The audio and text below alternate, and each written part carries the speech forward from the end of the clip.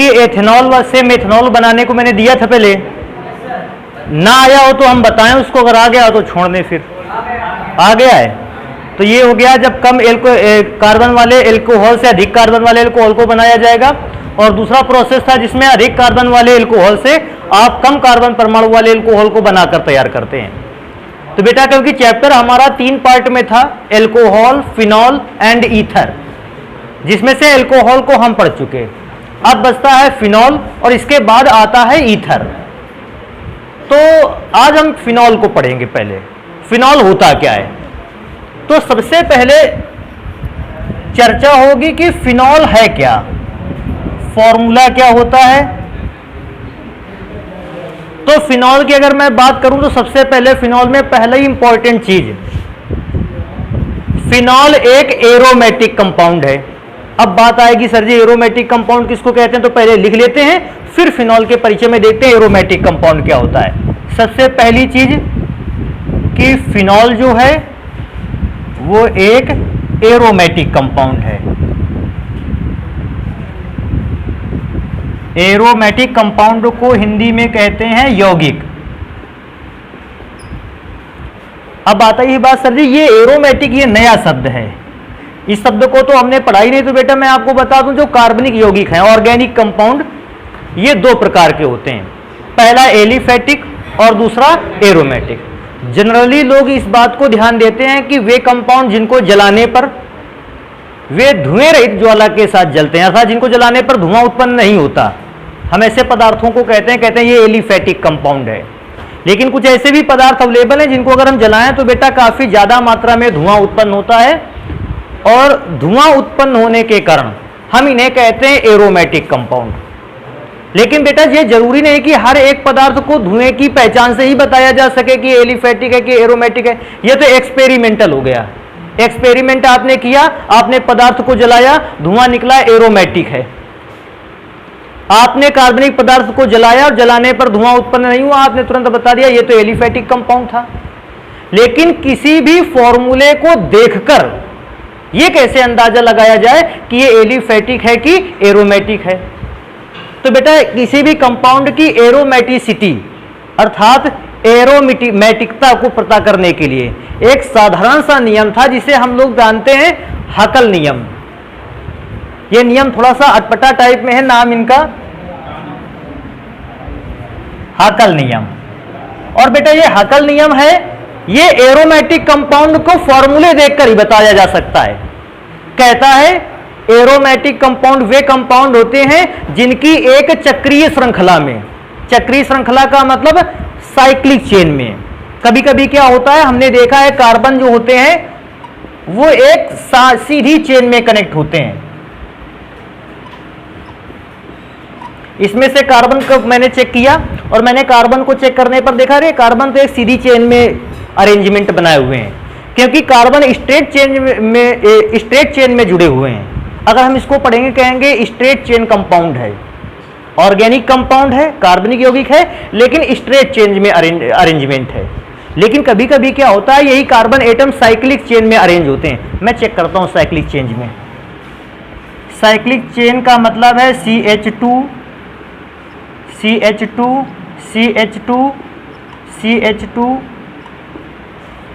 आप पूछेगा सर ये किस प्रकार की चेन है, किस प्रकार की श्रृंखला है, हम बताएंगे साइक्लिक चेन है। साइक्लिक का मतलब देखो चक्करदार कार्बन एक दूसरे से जुड़े हैं। और साइक्लिक में एक और खासियत होती है, कार्बन एक ओर से जुड़ना स्टार्ट करता है और लास्ट में फिर से बॉन्ड उसी कार्बन पर जुड़ जाता है। देखो इस कार्बन ने लेफ्ट राइट साइड से ये बॉन्ड बनाया, ये बॉन्ड बनाया, यहां से जुड़ा, यहां जुड़ा और फिर लास्ट में उसी कार्बन पर बॉन्ड लग गया। इस श्रृंखला को कहते हैं चक्रीय श्रृंखला। अब चक्रीय श्रृंखला में 2 प्रकार के यौगिक, पहला यौगिक जिसकी एक चक्रीय श्रृंखला पर 4n+2 पाई इलेक्ट्रॉन अगर पाए गए तो कंपाउंड एरोमेटिक है। फिर से मैं दोबारा से रिपीट कर दूं, अगर किसी भी कार्बनिक यौगिक की एक चक्रीय श्रृंखला में, चक्रीय श्रृंखला का मतलब समझ गए, एक साइक्लिक चेन में अगर कितना पाई इलेक्ट्रॉन पाया जाता है 4n+2 पाई इलेक्ट्रॉन। अब इसकी बात हो जाए कि ये 4n+2 पाई इलेक्ट्रॉन कौन सा है, अगर एक श्रृंखला में, एक चक्रीय श्रृंखला में इतना इलेक्ट्रॉन मिल जाता है पाई इलेक्ट्रॉन, तो हम यौगिक को देखते ही कह देंगे कि ये कंपाउंड जो आपने दिया है ये एरोमेटिक है। अब हम दो कंपाउंड्स की चर्चा करते हैं, इसको भी देखिएगा, एक और कंपाउंड हम यहां लिखते हैं। बेटा इस बार मैंने कार्बन एटम 6 कर रखे हैं और हर कार्बन के पास एक हाइड्रोजन को अटैच किया है। वैसे आप वैसे भी जानते हो, हर आदमी जानता है हाइड्रोजन सिंगल बॉन्ड के थ्रू कनेक्ट होता है, क्योंकि हंक फॉर्मूले के बेसिस पर हाइड्रोजन की वैलेंसी होती है 1 और यहां पर कार्बन एटम्स के बीच में अल्टरनेटिव डबल बॉन्ड लगा है। अभी मैं चेक करूंगा। वैसे एक चीज तुमको बताएं, सिंगल बॉन्ड में होता है एक सिग्मा बंध और बेटा डबल बॉन्ड में होता है एक सिग्मा और एक पाई बंध, और ट्रिपल बॉन्ड होता तो सिग्मा बॉन्ड एक ही रहता, बाकी के 2 पाई बॉन्ड हो जाते। चेक करते हैं सबसे पहले, इसमें चेक करो, इसमें केवल सिग्मा बॉन्ड है कि पाई बॉन्ड भी अवेलेबल है? पाई बॉन्ड भी है। यहां पाई बॉन्ड है, क्यों? 2 बॉन्ड में से एक तो सिग्मा हो गया, एक बॉन्ड पाई रहा। इसमें ये सिंगल बॉन्ड है, सिग्मा ही रहा। इसमें भी 2 बॉन्ड है तो एक सिग्मा हो गया, एक पाई। इसमें तो सिग्मा बॉन्ड है केवल, इसमें भी एक सिग्मा एक पाई, और ये बॉन्ड फिर से कैसा हो गया? सिग्मा। अर्थात मैं इस एक चक्रीय श्रृंखला को देखता हूं, इस यौगिक की एक चक्रीय श्रृंखला में कितने पाई बॉन्ड हैं, और ये सबको पता होना चाहिए कि एक बॉन्ड बनता है जब 2 इलेक्ट्रॉन एक दूसरे के साथ साझा करते हैं। मतलब है एक बॉन्ड को बनाने के लिए 2 इलेक्ट्रॉन लगे, तो 3 पाई बॉन्ड को बनाने के लिए टोटल इलेक्ट्रॉन कितने लगे होंगे? 6। फिर से मैं दोबारा रिपीट कर दूं, बॉन्ड तो आपने ऐसे ही बनाया हुआ कि ए एक केमिक कंपाउंड एलिमेंट है, एक बी, एक इसका एक इलेक्ट्रॉन एक इसका, इन दोनों ने एक एक इलेक्ट्रॉन का साझा किया और दोनों के बीच में क्या बना? बॉन्ड। तो वो एक बॉन्ड जो बनता है वो 2 इलेक्ट्रॉन से मिलकर बनता है। सेम अगर उसी प्रोसीजर पे चलो तो 3 पाई बॉन्ड है। एक बॉन्ड अगर 2 इलेक्ट्रॉनों से बनता है तो 3 पाई बॉन्ड बनेंगे 6 इलेक्ट्रॉनों से। मैंने इस 6 नंबर को यहां रखा है। अच्छा ये बताओ, ये चक्रीय श्रृंखला एक चक्कर है पूरा। एक चक्कर का मतलब है मैं n की वैल्यू कितना रख दूंगा? 1। बेटा चेक होगा, इस फॉर्मूले पे n की वैल्यू 1 रखी जाए तो n की वैल्यू 1 रखोगे तो 1 का मल्टीप्लाई 4 से होगा, 4 प्लस 2 इज इक्वल टू 6 पाई। तो बात तो वही आ गई कि यार यहां पर भी तो मुझे 6 इलेक्ट्रॉन मिल रहे थे, मैंने केवल किन इलेक्ट्रॉनों को गिना था? पाई बॉन्ड के इलेक्ट्रॉनों को। तो पाई बॉन्ड के इलेक्ट्रॉनों को 6 इलेक्ट्रॉन मिले, और यहां भी बेटा पाई बॉन्ड को अगर मैं चेक करता हूं 6 इलेक्ट्रॉन मिले। इसका मतलब है ये कंपाउंड कैसा है? एरोमेटिक है। अब इसकी एरोमेटिकता जो चेक करेगा, कायदे से देखा जाए तो ये एक चक्कर बना हुआ है, अर्थात n की वैल्यू कितनी होनी चाहिए? 1। अगर n की वैल्यू यहां 1 रखा जाए तो बेटा टोटल पाई इलेक्ट्रॉन कितने आते हैं? 6 पाई इलेक्ट्रॉन आते हैं। लेकिन ये भी चेक करो, क्या इसमें से कोई पाई बॉन्ड है ही नहीं। अब क्योंकि पाई बॉन्ड नहीं तो पाई इलेक्ट्रॉन नहीं। यहां पाई इलेक्ट्रॉनों की संख्या कितनी है? 0। क्योंकि पाई इलेक्ट्रॉनों की संख्या 0, हम इस को देखते ही बता देंगे ये कंपाउंड चक्रीय श्रृंखला में जरूर बना है, लेकिन ये कंपाउंड एरोमेटिक नहीं है। एरोमेटिक कंपाउंड जिसकी एक चक्रीय श्रृंखला में इलेक्ट्रॉनों की संख्या कितनी हो? 4n प्लस 2 पाई। अभी एक और केमिकल आपके सामने लिखते हैं, फिर उसको चेक करते हैं कि ये क्या एरोमेटिक कंपाउंड है या नहीं। बेटा मैंने एक कंपाउंड और लिख रखा है,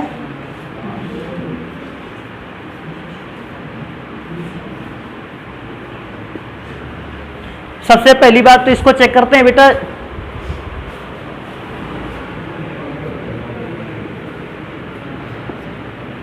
ये बताओ कितने चक्रण है इसमें? 2। पहली साइक्लिक चेन, और इसको चेक करें तो ये दूसरी साइक्लिक चेन। अगर ध्यान दें, इसको बीच से डिवाइड करने की कोशिश करें, एक चक्रीय श्रृंखला इधर बनी हुई है और एक चक्रीय श्रृंखला उधर बनी हुई है। कुल मिला के चक्रीय श्रृंखलाओं की संख्या कितनी है? 2। मतलब मुझे n की वैल्यू 1 नहीं, अब कितनी रख देनी चाहिए? अगर मैं n की वैल्यू 2 रखता हूं तो n की वैल्यू 2 होगी तो 4 का गुणा 2 से होगा 8, और 8 2 10। 10 पाई इलेक्ट्रॉन आपको चाहिए। मतलब अगर 2 श्रृंखलाएं बनी हैं तो 10 पाई इलेक्ट्रॉन होना चाहिए तो एरोमेटिक है। अभी चेक कर लेते हैं कितने पाई बॉन्ड हैं। 1 2 3 4 5। एक पाई बॉन्ड जो होता है वो 2 इलेक्ट्रॉनों से मिलकर बनता है। 5 पाई बॉन्ड मिलेंगे 10 इलेक्ट्रॉन। हाँ तो ये मैच कर रहा है फॉर्मूले से। 10 पाई इलेक्ट्रॉन अवेलेबल है फॉर्मूले के बेसिस पे भी, और हमने कंपाउंड में गिना तो भी। एक और चीज,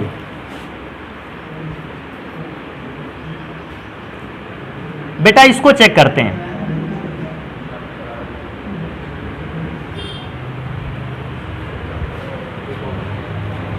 कितने श्रृंखला वाला है? चक्री श्रृंखलाएं हैं। फॉर्मूले पर पहली बात, n की वैल्यू कितनी होनी चाहिए? अगर फॉर्मूले पे n की वैल्यू 3, तो 3 चौके 12, 2 14 पाई इलेक्ट्रॉन होने चाहिए, उसको मैं फिक्स कर लूंगा। क्या चेक करो, हमारी चक्री श्रृंखला पे क्या वास्तव में 14 पाई इलेक्ट्रॉन है? हाँ, तो फिर ये ऐसी सिचुएशन पर कैसा कंपाउंड है? एरोमेटिक। अच्छा, एरोमेटिक कंपाउंड्स में अगर मैं बात करूं तो एरोमेटिक कंपाउंड्स का प्रमुख अगर यौगिक देखा जाए, ये जनरेट कहां से स्टार्ट हुए, ये बनने कहां से शुरू हुए, तो बेटा ये बनने शुरू हुए बेंजीन से। जब भी कोई एरोमेटिक कंपाउंड हमको फर्स्ट पहली टाइम पे मिला, वो तैयार कहां से किया जा सकता है? बेंजीन से। या ऐसा भी सोच सकते हैं कि अगर एरोमेटिक कंपाउंड को कोई व्यक्ति पढ़ रहा है तो सबसे पहले उसको ये जान लेना चाहिए कि बेंजीन क्या होता है। तो क्योंकि हमको भी एरोमेटिक कंपाउंड फिनॉल को पढ़ना है, जरूरी है कि बेंजीन पहचान लेके आए। वैसे बेटा देखने में बेंजीन का फॉर्मूला तो होता है C6H, ऐसा इसको बेंजीन कहते हैं। फॉर्मूला कैसा होता है मैं बता के दिखाऊं। C6 का मतलब है 6 कार्बन, और बेटा उन सभी कार्बन से अटैच हुआ एक हाइड्रोजन एटम।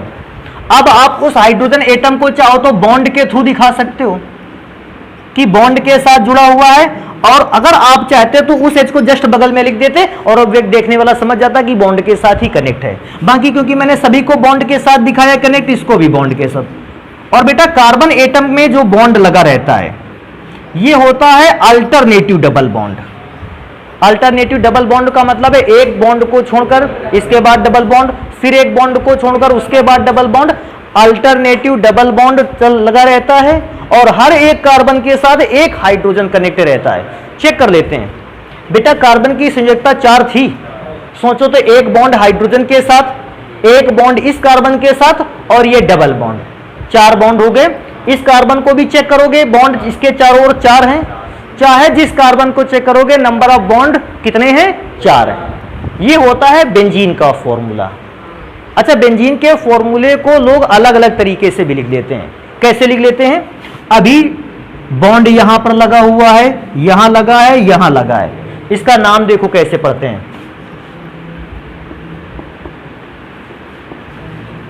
बेंजीन चेक करना, ये 1 नंबर कार्बन, ये 2 नंबर, ये 3, ये 4, ये 5, ये सोच के बताना इस बात को। पहले कार्बन के बाद डबल बॉन्ड लगा है, बेंजीन के बाद 1। चेक करो क्या दूसरे के बाद डबल बॉन्ड लगा है? नहीं। फिर तीसरे के बाद डबल बॉन्ड लगा है तो 1,3, और 4 के बाद भी नहीं लगा, फिर 5 के बाद लगा है 1, 3, 5। तो इस बेंजीन का नाम है बेंजीन 1,3,5। लेकिन कभी कभी हुआ क्या है कि बेंजीन में बॉन्ड की पोजीशन चेंज कर दी गई है, अभी भी अल्टरनेटिव डबल बॉन्ड ही लगा है, लेकिन इस बार बेंजीन में थोड़ा सा बॉन्ड की सिचुएशन को चेंज किया। देखो कैसे, अब डबल बॉन्ड अगर मैं गिनूंगा तो 1 के बाद नहीं लगा है, 2 के बाद, फिर 3 के बाद नहीं लगा हुआ है, 4 के बाद, और फिर 5 नहीं बल्कि 6। तो है इसी सिचुएशन पे अगर मैं चेक करूंगा तो इसका नाम होगा बेंजीन 2,4। इस प्रकार से मुझे पता चला बेंजीन एक नहीं बल्कि 2 प्रकार के कंपाउंड हैं।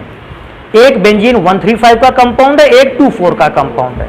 फिर जब मैंने इन केमिकल्स को ढंग से अध्ययन किया, मुझे इसका पता चला कि जो बेंजीन 1,3,5 है ये अपने आप अपने बॉन्ड को डिस्प्लेस कर देता है, हटा देता है, और अगले ही क्षण चेंज हो जाता है 2,4,6 में, और फिर अगले क्षण फिर अपने बॉन्ड को खिसका के कहां ले आता है? 1,3,5 में, फिर 2,4,6 में। अर्थात बेंजीन का ये जो डबल बॉन्ड है ये लगातार रोटेट होता रहता है, घूमता रहता है, कभी 1,3,5 पर और फिर अगले ही क्षण 2,4,6 पर, फिर 1,3,5 पर, फिर 2,4,6 पर, लगातार ऐसे ही रोटेट होता रहता है। तो लोगों ने सोचा क्योंकि ये डबल बॉन्ड अपनी पोजीशन को लगातार चेंज कर रहा है, हम एक काम कर लें, इस संरचना सूत्र को थोड़ा सा अलग रूप दे दें। तो उन्होंने एक अलग रूप बेटा इसको दिया। कैसे दिया? बेंजीन के लिए केवल 6 कॉर्नर वाला एक फिगर बना दिया। लेकिन अपने दिमाग में ये हमेशा रखना है, इस किनारे पर भी एक C और H है, इस किनारे पर भी एक CH है, हर एक कॉर्नर पर एक कार्बन एटम है और एक हाइड्रोजन एटम है। और क्योंकि इसके बॉन्ड लगातार रोटेट हो रहे हैं, मैंने बॉन्ड के रोटेशन को बना दिया कि इसका लगातार बॉन्ड जो है वो घूमता चला जा रहा है। ये डबल बॉन्ड यहां है, फिर खिसक के यहां आ जाएगा, फिर यहां से यहां खिसक के आ जाएगा, यहां से खिसकता रहेगा। लेकिन वैज्ञानिकों ने फिर इस बात को भी माना कि कोई नहीं जानता है कि बेंजीन के जो डबल बॉन्ड का डिस्प्लेसमेंट है वो क्लॉकवाइज डायरेक्शन में ही है, हो सकता है एंटी क्लॉकवाइज डायरेक्शन में हो। तो बेटा बेंजीन के फॉर्मूले को फिर से सुधारा गया, और बेंजीन के फॉर्मूले को सुधारते हुए बेटा अब हम लोगों के पास बेंजीन इस फॉर्म में आता है। सोचने वाली बात है, ये बेंजीन का रिंग किस बात को दिखाता है? डबल बॉन्ड को, कि डबल बॉन्ड डिस्प्लेस होता है। अच्छा, इसमें डायरेक्शन बनाई थी आपने और उस पर डायरेक्शन नहीं बनाई है कि बेंजीन के जो डबल बॉन्ड है अल्टरनेटिव, ये किसी भी डायरेक्शन में मूव कर रहा होगा। तो जब कभी बनाएंगे बेंजीन के फॉर्मूले को तो ये बात, दो चीजें बिल्कुल कंफर्म याद रखनी है। पहली चीज कि बेंजीन में हर एक कॉर्नर पर एक कार्बन है और एक हाइड्रोजन है। रिएक्शन के दौरान हाइड्रोजन भाग ले सकता है लेकिन कार्बन भाग, ये देखो हर चीज लिखाई नहीं जा सकती लेकिन हर चीज बताई जरूर जा सकती है। पहली चीज मैं दोबारा से रिपीट कर दूं, बेंजीन के हर कॉर्नर पर एक कार्बन एटम और एक हाइड्रोजन एटम है। हम उसको दिखा नहीं रहे लेकिन हमारे मन में है कि वो कार्बन और हाइड्रोजन जुड़ा है। कार्बन और हाइड्रोजन एटम में से कार्बन चेन के साथ जुड़ा है। देखो चेन किसकी बनी थी? कार्बन की। हाइड्रोजन उससे जुड़ा हुआ है और रिएक्शन के दौरान हाइड्रोजन ही भाग लेने वाला है। हाइड्रोजन ही भाग लेने वाला भी है और हाइड्रोजन ही भाग लेने वाला भी है। हाइड्रोजन हटेगा, दूसरा मॉलिक्यूल या एटम जुड़ेगा। कार्बन कभी नहीं हट सकता, कार्बन हट जाएगा तो बेटा चेन टूट जाएगी। पहली चीज, हाइड्रोजन रिएक्शन में भाग लेगा, हट जाएगा, कोई दूसरा ग्रुप जुड़ जाएगा। सेकंड चीज, अगर मैं इस बात को देखूं, सबसे इंपॉर्टेंट है ये डबल रिंग। रिंग किस बात को रिप्रेजेंट करता है कि बेंजीन में कार्बन परमाणुओं के बीच में अल्टरनेट डबल बॉन्ड है जिसके रोटेशन की डायरेक्शन क्लॉकवाइज भी हो सकती है और एंटी क्लॉकवाइज भी हो सकती है। ये रोटेशन बॉन्ड का जो घुमाव इतनी तेज होता है हमें पता भी नहीं होगा किस डायरेक्शन में होगा, एंटी क्लॉकवाइज डायरेक्शन में घूम रहा है कि क्लॉकवाइज डायरेक्शन में। तब से बेटा बेंजीन के फॉर्मूले को हम ऐसे बनाने लगे। अभी भी किसी को बेंजीन के फॉर्मूले में कोई प्रॉब्लम हो तो फिर बात की जाए। मैं पहली चीज बताऊंगा, एरोमेटिक कंपाउंड वे कंपाउंड होते हैं जिनकी एक चक्रीय श्रृंखला में कितना इलेक्ट्रॉन होता है? पाई। 4n + 2 पाई इलेक्ट्रॉन होते हैं। मैं इसको यहां लिख भी दूं कि 4n + 2 पाई इलेक्ट्रॉन होता है, हम उसको कहते हैं एरोमेटिक कंपाउंड। बेंजीन भी, फिनॉल भी एक प्रकार का कैसा यौगिक है? एरोमेटिक। अब बात आती है, अगर ये एरोमेटिक कंपाउंड है तो क्या इसका सूत्र ऐसा होता है? ना। वैसे अगर आप लोग बताना चाहें इसका फॉर्मूला क्या होता है? अब इसी से फिनॉल बनाते हैं। अगर फिनॉल में बेंजीन पर एक OH ग्रुप लगा दिया जाए तो बेटा बनने वाला कंपाउंड कहलाता है फिनॉल। इसकी परिभाषा भी है फिनॉल की। देखो, जब बेंजीन के फॉर्मूले पर सीधे हाइड्रोक्सिल ग्रुप को जोड़ दिया जाए, इसको कौन सा ग्रुप बोलते हैं? हाइड्रोक्सिल। नाम से रिप्रेजेंट है हाइड्रोक्सिल। हाइड्रोजन और ऑक्सीजन दोनों का नाम आया। तो जब किसकी रिंग में? बेंजीन की रिंग में या बेंजीन के फॉर्मूले में डायरेक्ट किसको जोड़ दिया जाए? हाइड्रोक्सिल ग्रुप को जोड़ दिया जाए, बनने वाला कंपाउंड क्या होता है? फिनॉल। अब बात आती है सर जी फिनॉल के फॉर्मूले को भी पढ़ लेते। फिनॉल का फॉर्मूला क्या रहता है? तो बेटा फिनॉल का फॉर्मूला होता है C6H5 एंड OH। अब एक प्रॉब्लम आपको आ सकती है, सर जी वहां फॉर्मूला C6H6 था, अगर OH जुड़ेगा तो C6H6 एंड OH। लेकिन मैंने फिर से उस बात को आपको पहले बता रखी है, OH जुड़ा होगा कब? जब बेंजीन के इस कॉर्नर का H क्या हुआ होगा? हटा होगा। भाई सोचो, अगर ये बेंजीन पे हाइड्रोजन जुड़ा है, अगर यहां पर मैं OH भी जोड़ दूं, कार्बन के कितने बॉन्ड हो गए? 5। और कार्बन 5 बॉन्ड पर स्टेबल ही नहीं है। कार्बन को कितने बॉन्ड चाहिए होते हैं? 4। तो ये OH तब जुड़ता है जब यहां से हाइड्रोजन हट गया। हुआ क्या? हाइड्रोजन लगा था, हाइड्रोजन हट गया, अब वो बॉन्ड खाली है, उसकी जगह पर मैंने किसको जोड़ दिया, OH को, और ये बन गया जाके फिनॉल। तो फिनॉल निर्मित कैसे होता है इस बात को भी लिखते हैं सेकेंड। जान गया फिनॉल कैसे बनाया जाता है, किसके फॉर्मूले में से, बेंजीन के फॉर्मूले में से किसको हटाकर, हाइड्रोजन को हटाकर उसके स्थान पर सीधे कौन सा ग्रुप जोड़ दिया जाए, किसका निर्माण होता है, फिनॉल का। तो एक नंबर और इसी पे लिखेंगे, फिनॉल क्या होता है, जब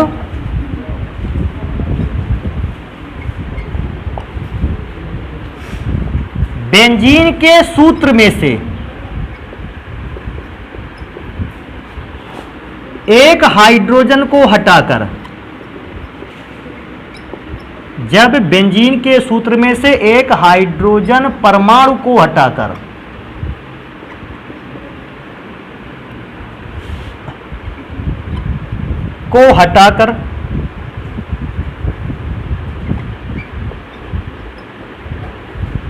उसके स्थान पर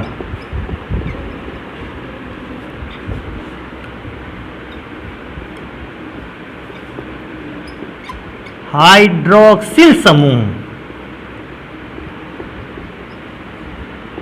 हाइड्रोक्सिल समूह। और बेटा कोई पूछता है हाइड्रोक्सिल समूह का फॉर्मूला क्या होता है, तो सिंगल बॉन्ड OH रख दिया जाए,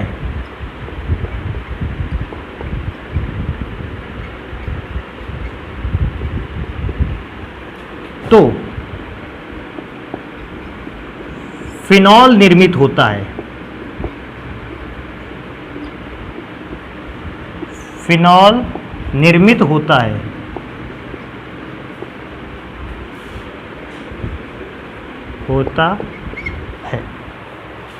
तो बेटा ये फॉर्मूला हो गया फिनॉल का।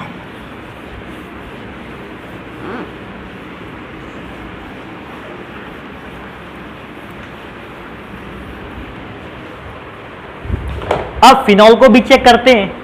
फिनॉल भी बेंजीन रंग पर अगर OH ग्रुप लग जाए तो फिनॉल भी कई फॉर्म में, तो मैं चेक करता हूं कौन कौन से फॉर्म में फिनॉल है।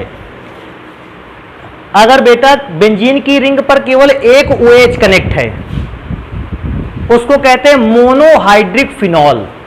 मोनो का मतलब एक बार, हाइड्रिक का मतलब OH, और फिनॉल का मतलब है फिनॉल का फॉर्मूला। एक ऐसे फिनॉल का फॉर्मूला जिसमें OH केवल कितनी बार कनेक्ट है, एक बार। अगर कभी बेटा ऐसा भी फॉर्मूला आता है जिसमें OH 2 बार कनेक्ट होता है, बनाकर चेक कर लेते हैं। बेटा हमारे पास फिनॉल का फॉर्मूला था OH, और मैंने एक बार फिर से देखा OH लिखा हुआ है, क्योंकि 2 बार फिनॉल कनेक्ट, इसमें OH कनेक्ट है, इसको कहते हैं डाई हाइड्रिक फिनॉल। अब समझ गए होंगे, अगर 3 बार OH कनेक्ट होता ट्राई हाइड्रिक फिनॉल। और अभी मतलब जितनी बार ऐसे कनेक्ट होता चला जाता हम उतना ही हाइड्रिक फिनॉल कहते हैं। थोड़े से और फॉर्मूले देखते हैं जो फिनॉल के बेसिस पर ही हैं, चेक करना इस चीज को। बेटा मेरे पास ये फॉर्मूला है, आप सभी जानते हैं ये फॉर्मूला फिनॉल का है। बेटा इस पर, इस पोजीशन पर क्लोरीन लगा हुआ है। ध्यान रखना बेटा, नाम भी बहुत ज्यादा मायने रखते हैं उस समय।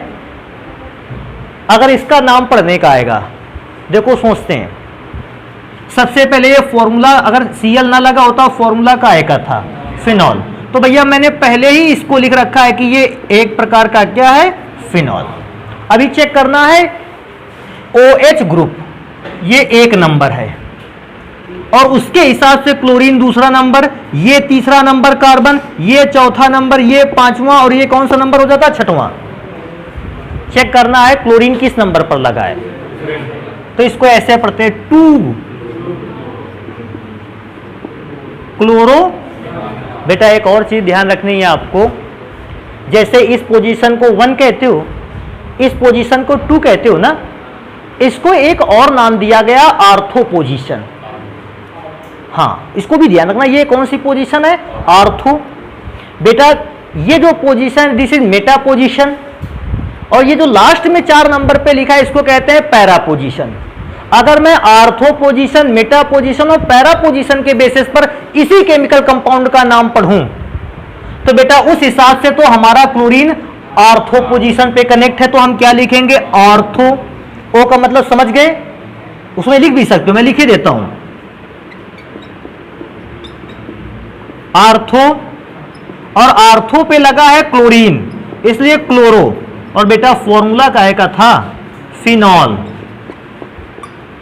तो अगर कोई व्यक्ति 2-क्लोरोफिनॉल नहीं लिखना चाहता, डायरेक्ट पोजीशन नहीं बताना चाहता, वो आर्थो, मेटा और पैरा में से पोजीशन को डिसाइड करता है, तो फिर आर्थोक्लोरोफिनॉल। एक फॉर्मूला और लिखते हैं, पहले तो उसको लिखने से पहले ये चेक करते हैं इसका फॉर्मूला क्या होगा। जैसे बेंजीन का फॉर्मूला C6H6 होता था, इसके फॉर्मूले को चेक करते हैं। C6H5 की 4, बेटा 4 रीजन है, H भी 6 थे, लेकिन एक H तो इसको हटाने में निकल गया है और एक H क्लोरीन को भी लगाने में निकल गया है, तो अब H कितने बचे हैं, 4, और उनकी जगह पर Cl भी लगा है, OH भी लगा है, तो आप इसको ऐसे भी लिख सकते हो OHCl। एक सेकेंड,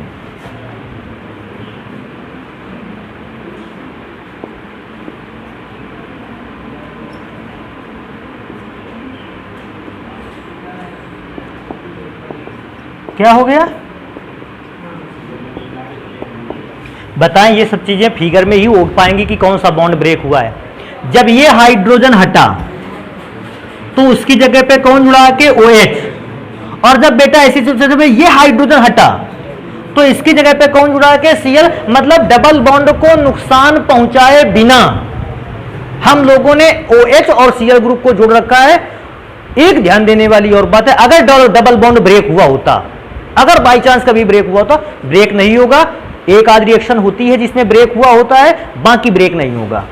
अगर ब्रेक हुआ होता तो फिर बेटा ये बेंजीन का रिंग हम ना बनाते, क्योंकि ये रिंग मैंने अभी बोला था कि ये किस बॉन्ड को रिप्रेजेंट करता है, उस डबल बॉन्ड को। अगर वही ब्रेक होता तो ये रिंग बनाने का कोई अर्थ था ही नहीं मेरे पास। हाँ बेटा उसका रीजन है सबसे बड़ी बात, क्योंकि बॉन्ड लगातार, ये भी चीज है सबसे इंपॉर्टेंट चीज, कि अगर पाई बॉन्ड डबल बॉन्ड था, एक पाई बॉन्ड था कमजोर था, तो वो ब्रेक क्यों नहीं हुआ। बेटा जब डबल बॉन्ड ये लगातार रोटेट होता रहता है, सोचो एक समय के लिए, यहां पाई बॉन्ड रुका, आपने इसको कमजोर माना, रिएजेंट इससे आकर टकराएगा, इसको एनर्जी मिलेगी, तब ये बॉन्ड ब्रेक होगा। लेकिन उससे पहले, इससे टकराए, इसको एनर्जी मिले, इसके पहले ये बॉन्ड ने अपनी पोजीशन को क्या कर दिया, चेंज कर दिया, और वहां बॉन्ड कौन सा हो गया, सिंगल, ब्रेक ही नहीं हो पाया। फिर दूसरी पोजीशन पे गया, वहां मॉलिक्यूल टकराया, मॉलिक्यूल को एनर्जी मिली बॉन्ड को, और बॉन्ड जब तक ब्रेक हो, बॉन्ड फिर से अपनी जगह से डिस्प्लेस हो गया। मतलब उसको डबल बॉन्ड कहीं तोड़ने के लिए मिला ही नहीं, जब तक वो पहुंचता था तब तक डबल बॉन्ड वहां से खिसक के क्या निकल जाया करता था, और जब निकल जाया करता था तो ऐसी सिचुएशन पे डबल बॉन्ड ब्रेक ही नहीं हुआ। और डबल बॉन्ड ब्रेक नहीं हुआ तो फिर क्या हुआ कि सिंगल बॉन्ड ही ब्रेक हुआ, और वो सिंगल बॉन्ड ब्रेक हुआ। अब ये बॉन्ड हमेशा के लिए फिक्स है H, ये अपनी पोजीशन को, ये वाला बॉन्ड फिक्स है, देखो मैं बताता हूं कौन, ये वाला, ये कभी अपनी पोजीशन नहीं चेंज कर सकता, तो बॉन्ड यही ब्रेक होगा। अब नहीं समझ पाए, double bond high speed rotation के कारण उस बॉन्ड को ब्रेक कर पाना कैसा है, बहुत कठिन है। एक क्वेश्चन भी अपने यहां आता है कि बेंजीन पर डबल बॉन्ड होता है, वैसे रूल है डबल बॉन्ड वाला ऑर्गेनिक कंपाउंड योगात्मक अभिक्रिया देता है, सिंगल बॉन्ड वाला यौगिक प्रतिस्थापन अभिक्रिया देता है। बेंजीन में डबल बॉन्ड है, कायदे से इसको योगात्मक देना चाहिए, लेकिन ये फिर भी प्रतिस्थापन देता है, तो बताता है कि बॉन्ड के रोटेशन के कारण, और बॉन्ड के रोटेशन के कारण वो एक प्रकार का सिंगल बॉन्ड की ही तरह बिहेव करता है। और जब सिंगल बॉन्ड की तरह बिहेव करता है तो फिर वो प्रतिस्थापन अभिक्रिया ही देता है केवल। पहली चीज है फिनॉल में से कि फिनॉल कैसा कंपाउंड है, एरोमेटिक। दूसरी चीज है फिनॉल बनता कैसे है। तीसरी चीज एक और हम चलेंगे कि अगर फिनॉल के फॉर्मूले पर एक OH है, मोनोहाइड्रिक फिनॉल, 2 OH है डाइहाइड्रिक फिनॉल, और 3 OH है ट्राइहाइड्रिक फिनॉल होता है। तो ये एक अगले नंबर पर लिखेंगे कि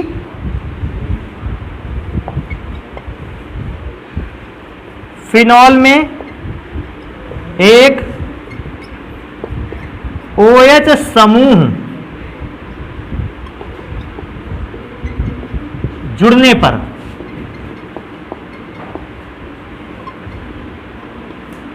मोनोहाइड्रिक फिनॉल, 2 OH समूह जुड़ने पर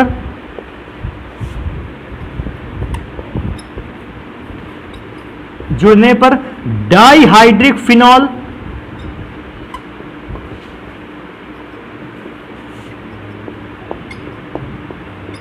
फिनॉल, और मैं इसी में से लिखता हूं 3 OH ग्रुप जुड़ने पर, ग्रुप का मतलब समूह,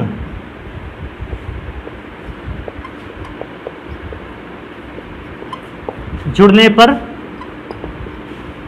trihydric phenol,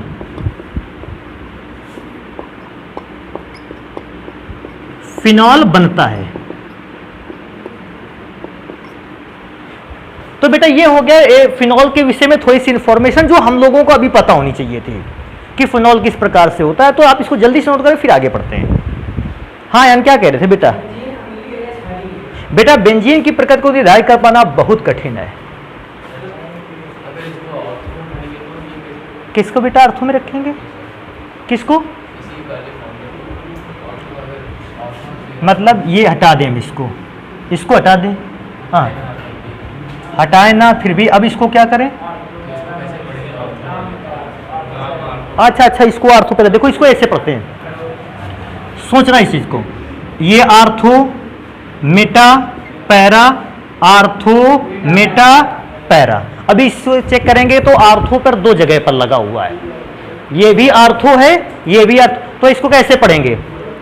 ortho comma ortho. अब आर्थो बार बार तो लिख नहीं सकते, तो कैसे लिखेंगे? O comma P, ortho ortho para, trichlorophenol. नहीं समझ पाए इसको? इधर से भी आर्थो मेटा पैरा, इधर से भी आर्थो मेटा पैरा। तो बेटा हटाए फिर। अब चालू करेंगे और सबसे पहले देखेंगे कि फिनॉल को किस किस विधि द्वारा हम बना सकते हैं।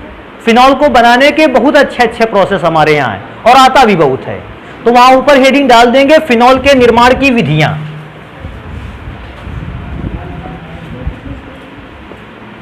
फिनॉल के निर्माण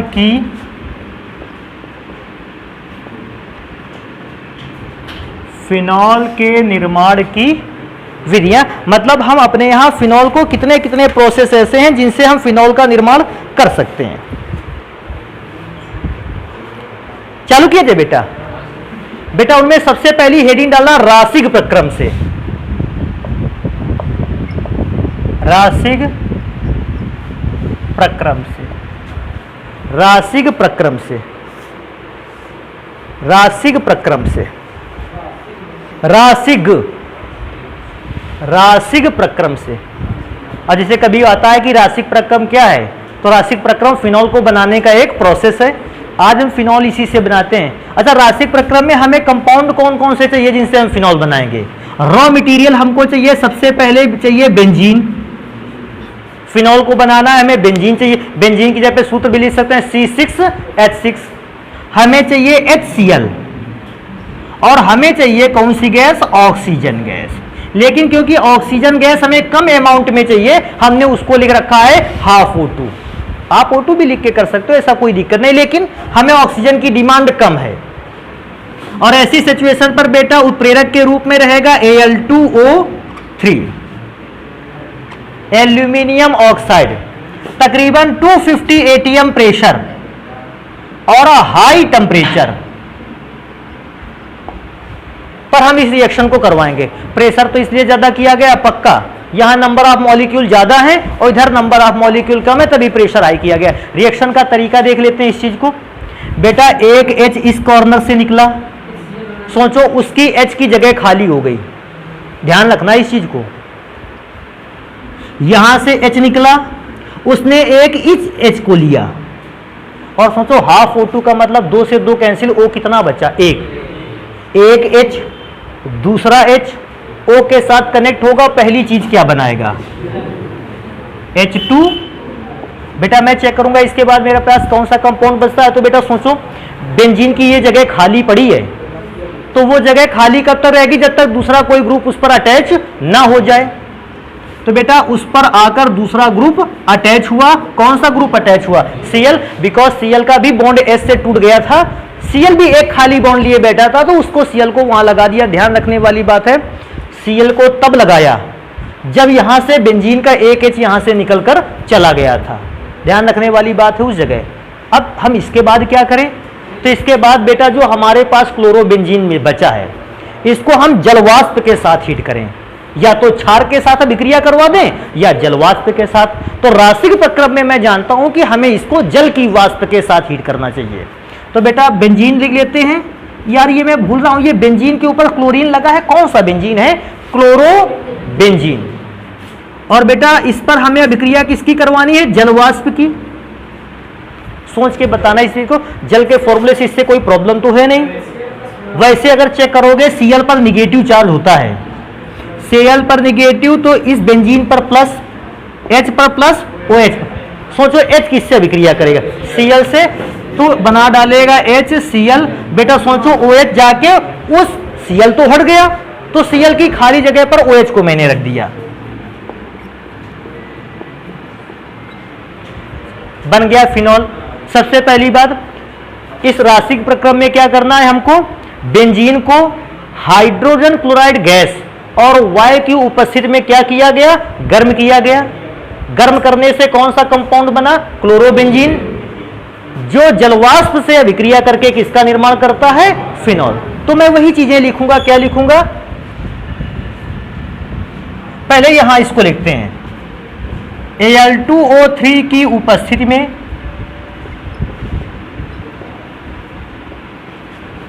उपस्थिति में बेंजीन HCl तथा वायु का मतलब O2 से क्रिया कर क्लोरोबेंजीन बनाता है। क्लोरोबेंजीन बनाता है जो जलवाष्प के संपर्क में आकर,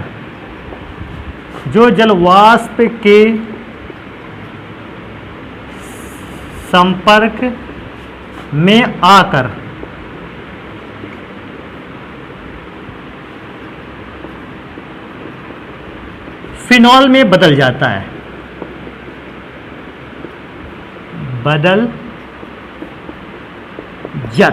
तो बेटा रासायनिक प्रोसेस के दौरान हम लोगों ने फिनॉल को इस प्रकार से बनाया। तो इसको जल्दी से नोट करते हैं, फिर पढ़ते हैं दूसरा प्रोसीजर क्या है।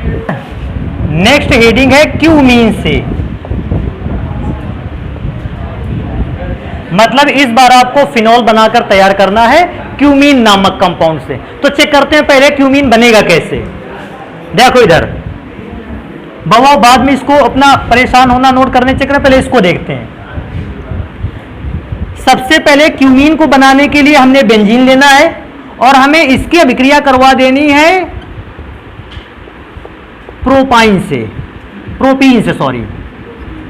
अब प्रोपीन का फॉर्मूला क्या होता है, CH3 single bond CH double bond CH2, double bond है इसलिए इन।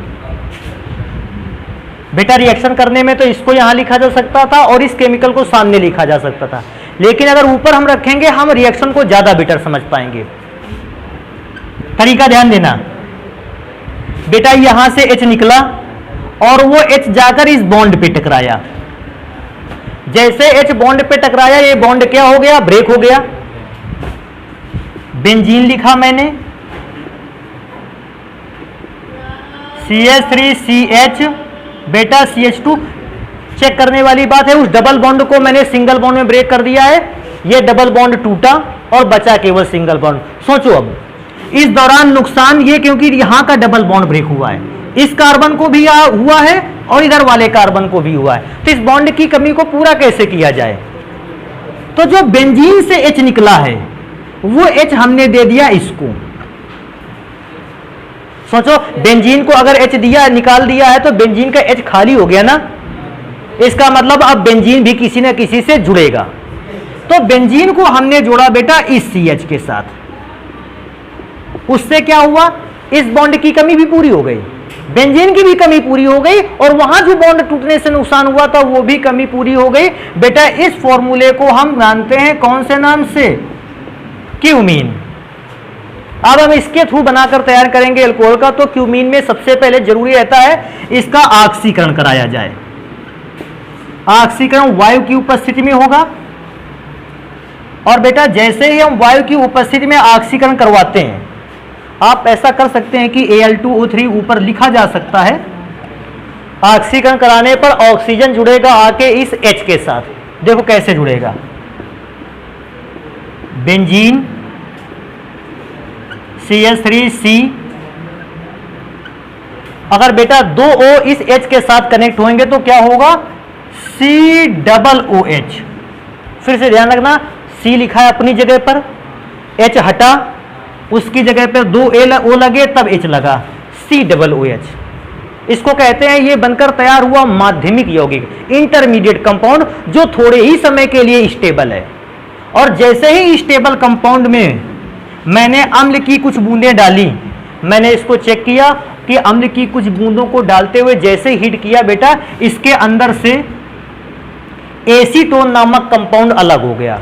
एसीटोन नामक कंपाउंड का फॉर्मूला क्या होता है, CH3 सिंगल बॉन्ड CO। थोड़ा सा इसको बेटा सही करते हैं, देखो C के साथ O जुड़ेगा तो ऐसा बनेगा आके COOH,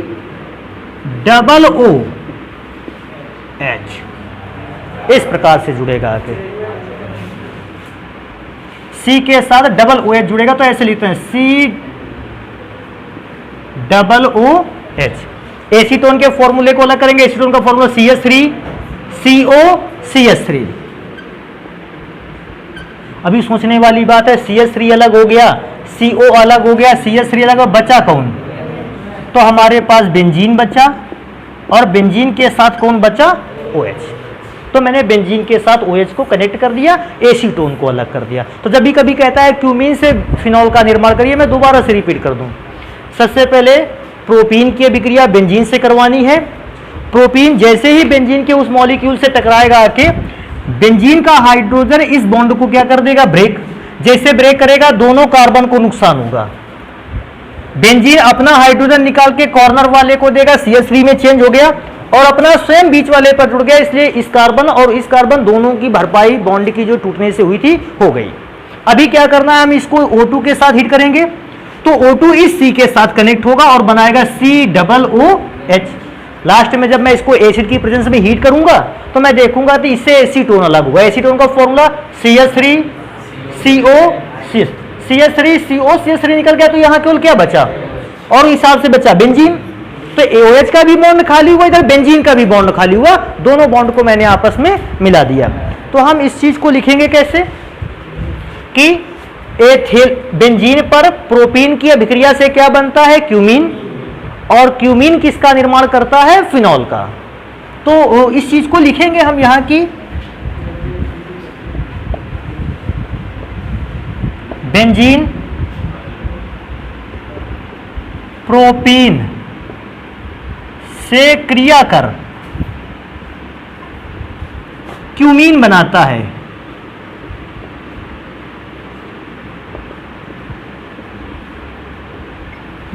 है। जो वायु से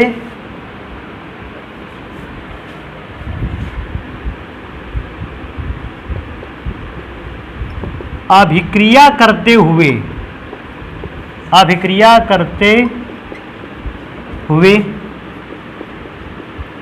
एसीटोन तथा फिनॉल